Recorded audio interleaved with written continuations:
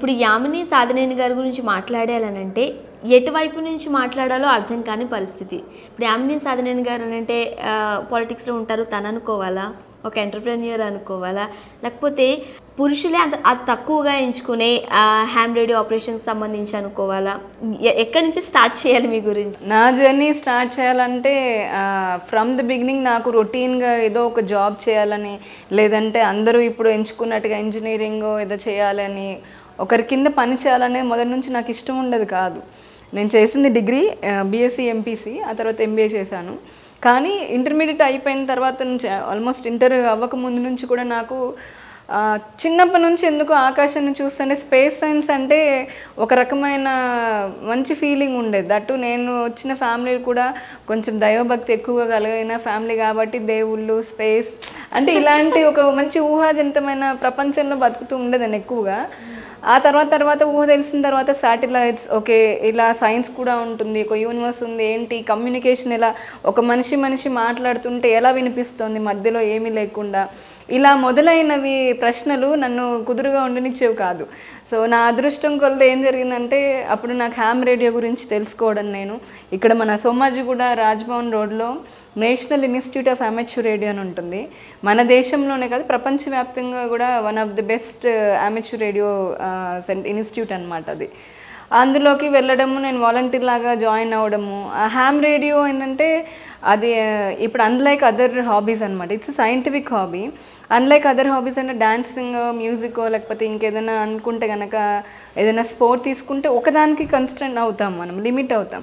Ham radio ఎలా ఉంటుందంటే amateur రేడియోలో it's a mixture of technologies. 105 years పైనుంచి ఉన్న టెక్నాలజీ ఇది.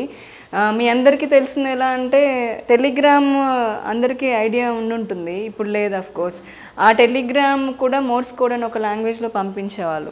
ఇప్పటికి కూడా ఆర్మీ, డిఫెన్స్, నావల్ వీళ్ళంతా హై అండ్ డికోడ్ చేయాలని లాంగ్వేజ్ ఏదైతే ఉంటుందో అది హ్యామ్ రేడియోలో ఒక పర్టికులర్ కోడ్ ఉంటుందన్నమాట.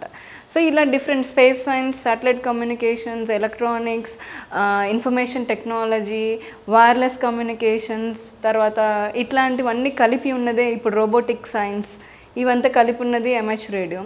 చాలామందికి మన దేశంలో హ్యామ్ రేడియో అంటే ఏదో విపత్తు వచ్చినప్పుడు ఒక వాకీ టాకీ పట్టుకుంటారు, ఏదో కమ్యూనికేషన్ ప్రొవైడ్ చేస్తారు. ఇప్పుడు వరల్డ్ చాలా అడ్వాన్స్మెంట్ అయిపోయింది, 4G 5G వచ్చేసింది, శాటిలైట్స్ వచ్చేసాయి, ఇంకా దీని అవసరం లేదు అని అనుకుంటారు.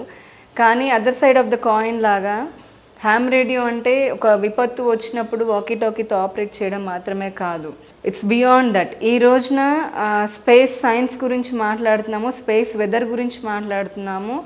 లేకపోతే కనుక ఎర్త్, మూన్, ఎర్త్ అంటే moon is a natural satellite కాబట్టి ఆ మూన్కి కూడా సిగ్నల్ని పంపించి ఆ సిగ్నల్ తోటి మేము కమ్యూనికేట్ చేసుకున్న ఎక్స్పెరిమెంట్ చేసిన దాంట్లో నేను one of them and first one from India. అందుకని నాకు లిమ్కా బుక్ ఆఫ్ రికార్డ్స్ రావడము, అలాగే 35 countries పైగా నేను విజిట్ చేసి ఇలాంటి అవార్డ్స్ అన్ని రావడము, గోల్డ్ మెడల్ ఫ్రమ్ యూఎస్ జరిగిందనమాట. సో కమ్యూనికేషన్ పార్ట్ చూసుకుంటే కనుక VoIP వచ్చింది కూడా ఈ మోర్స్ కోడ్ నుంచి, అంటే బ్యాక్గ్రౌండ్ ఏదైతే ఉంటుందో అందరికీ. అంటే ఇలా అనుకునే వాళ్ళకి ఇప్పుడు యువతరంలో కానీ చాలామంది హ్యామ్ రేడియో ఇంకా ఎందుకు అనుకున్న వాళ్ళకి 9/11లో కానివ్వండి, లేదంటే కనుక చాలా ఇన్సిడెంట్స్లో అమెరికా లాంటి టాప్ కంట్రీ కూడా కమ్యూనికేషన్ ఫెయిల్ అయినప్పుడు, ఒక డిజాస్టర్ వచ్చినప్పుడు కమ్యూనికేషన్ ఫెయిల్ అయినప్పుడు ఇదే హ్యామ్ రేడియో ఉపయోగపడుతుంది. ఈ వీడియో మీకు నచ్చినట్టయితే లైక్ చేయండి, షేర్ చేయండి. మరిన్ని ఇంట్రెస్టింగ్ వీడియోస్ చూడడానికి మా ఛానల్ కు తప్పక సబ్స్క్రైబ్ అవ్వండి.